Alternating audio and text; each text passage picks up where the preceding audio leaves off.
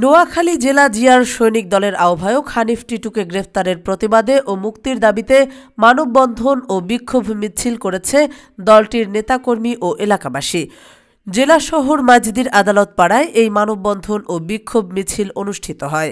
এ সময় জানানো হয়, হানিফ টিটু রাজনৈতিক প্রতিহিংসার কারণে ষড়যন্ত্রের শিকার। তাকে অন্যায়ভাবে গ্রেফতার করে অস্ত্র মামলা দিয়ে হাজতে পাঠানো হয়েছে। এ সময় অবিলম্বে হানিফ টিটুর মুক্তির দাবি করে তারা। উল্লেখ্য, হানিফ টিটুকে মঙ্গলবার রাতে বেগমগঞ্জ উপজেলার আলাইয়ারপুর ইউনিয়নের হায়দার বাড়ির সামনে থেকে গ্রেফতার করা হয়।